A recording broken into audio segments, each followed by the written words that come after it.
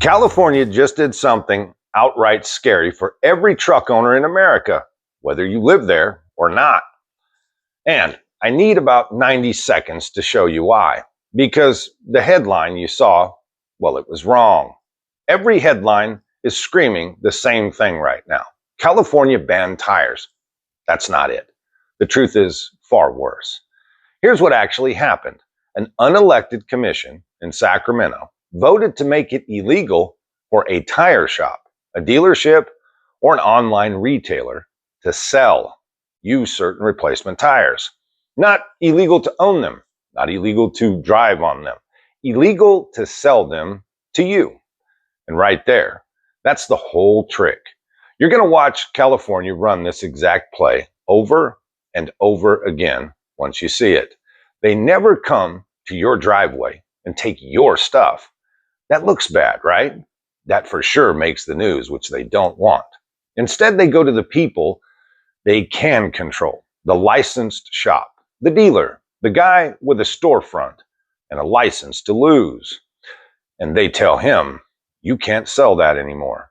And just like that, without ever touching you, the thing disappears off of the market. They don't ban the tire, they ban everyone who'd sell you the tire.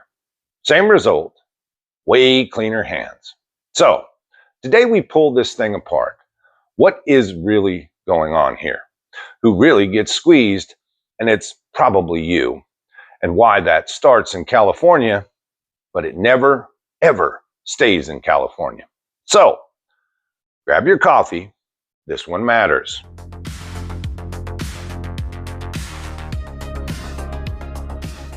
Now, before we get into what California did, let's talk about what normal actually looks like, because you can't see how far they've stepped over the line until you know where that line was, right?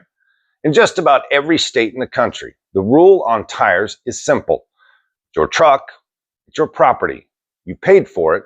You paid for the roads with your own tax dollars. And you run the type of tires that fit your lifestyle, whether it's highway tires or all-terrain tires, maybe mud tires. That's your call.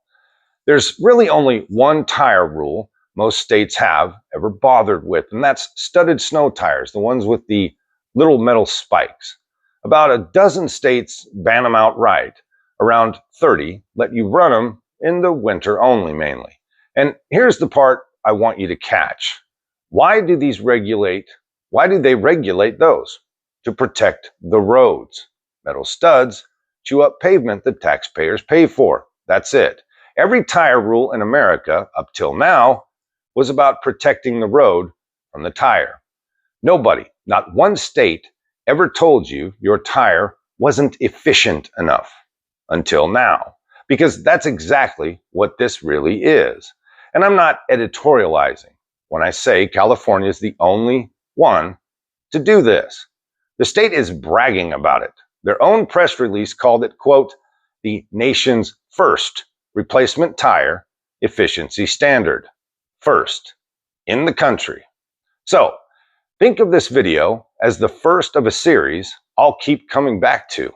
The last update, let's call it, or the latest update. Every time one of these outfits decides it knows better than you what you can buy for your own truck, we're going to pull a chair up and we're going to discuss it. Today's update is tires.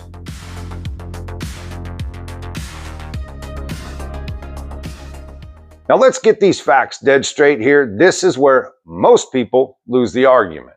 The program's called the Replacement Tire Efficiency Program. First phase hits in 2029. A stricter second phase follows through in 2033. And here's the mechanism. Straight out of the regulations, a retailer is prohibited from selling a covered tire unless that exact tire model is listed in their state's approved database and meets their rolling resistance standard. Rolling resistance. Now, that's just how much energy your tire eats rolling down the road. Lower rolling resistance, better mileage, better EV range. That's their whole justification for all of this. They say it'll save California close to $1 billion a year in fuel alone. Now, I'm going to be honest with you, the way those headlines were not. A lot of tires are exempt. Winter snow tires, deep tread, off-road tires, spares, motorcycle tires, little trailer tires. So, if you're running true, aggressive, deep tread 37s on some built rig, you're probably fine. Those likely qualify for the deep tread exemption, at least, for now. Don't let anybody online tell you they outlawed hardcore off-road tires, because they didn't. Say that on the internet, and you'll probably get torn apart, and you'll probably deserve it. But here's what they're not telling you. The exemptions don't cover the tires the average working man actually runs. And that, my friends, is where the real squeeze is.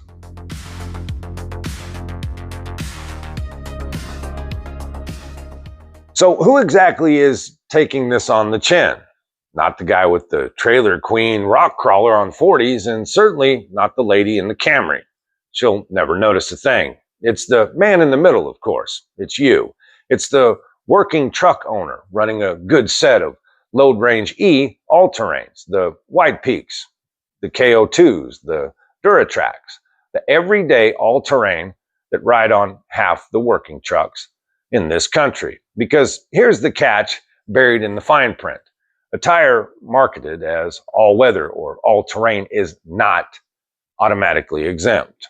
Whether it's legal to sell comes down to the technical numbers, of course, the rolling resistance, the tread depth. And all-terrain isn't deep tread enough to grab the off-road exemption, but it's got more rolling resistance than some econo-box tire the state really wants you on. So it lands right in the crosshairs. And think about what these harder, lower resistance compounds mean for a truck. To hit the efficiency number, tire makers go to harder rubber and shallower tread. The state says there's no trade-off. The tire industry, the people who actually build the things, well, they say otherwise, of course. As reported in the trade press, harder compound, less wet grip, less snow bite, shorter tread life, worse traction off the pavement. So, the working man pays more, of course, for a tire that grips less and wears out faster to save a few dollars in fuel that he never really asked to save in the first place. That's the trade. And nobody on this commission probably drives a work truck in the first place.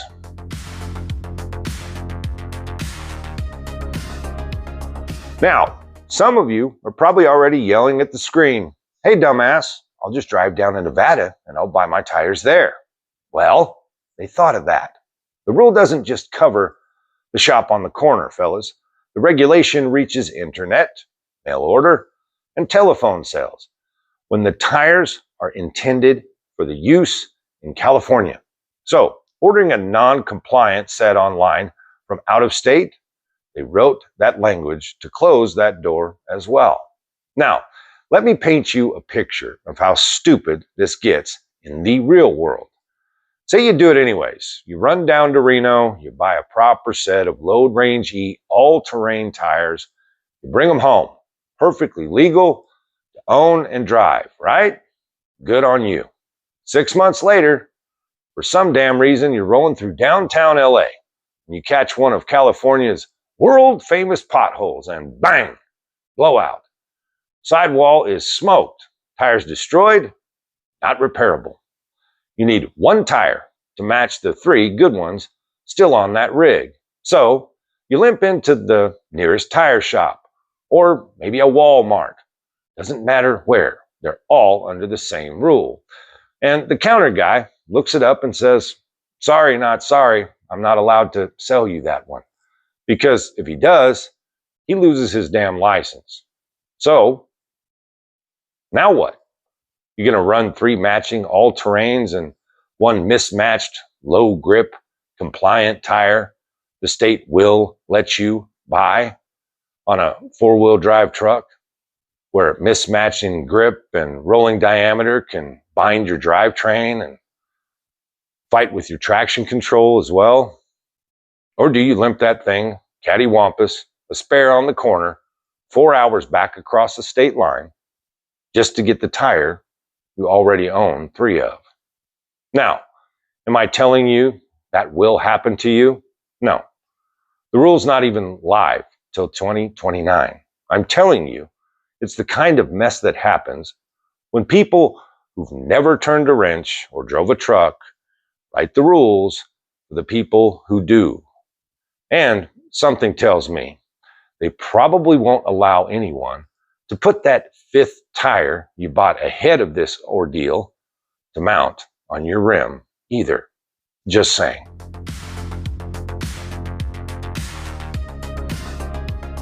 Now, here's the part that matters. Even if you never set foot in California, because you're thinking, I live in Texas or I live in Ohio, who gives a shit about what's going on in California?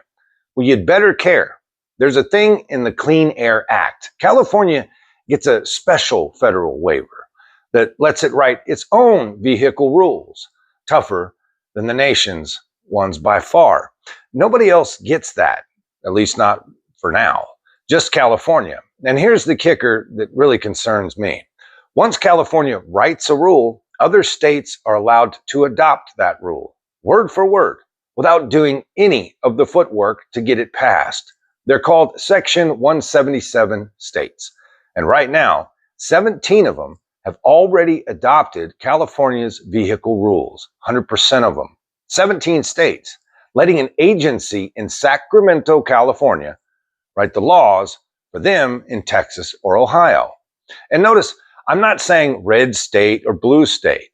It's not a Jersey thing. It truly isn't. It's a government versus the guy who paid for the damn road thing. And when it spreads, it always spreads the same way. You pay the toll in freedom or in money or, like usual, in both. We've watched this exact play before. The gas vehicle phase out, 35% electric by next year, 68% by 2030, 100% of new sales by 2035. Same mechanism as the tires. They don't take your gas truck. They just make it so the dealer can't sell you a new one. And keep your eye on what's coming after that, because there's a pattern to how they handle a thing they can't ban outright. We've seen this before. Look at how it works with, let's say, firearms in some of these places. They don't take your gun. They just permit you and fee you and inspect you until owning one costs more than it's worth for most typical people. Ask yourself if that same playbook could come for the older truck sitting in your driveway. Registration, testing, parts. I'm not going to prove that to you today. That's a whole video of its own, and it's coming sometime down the road, I'm sure. But once you see the mechanism, you can't unsee it.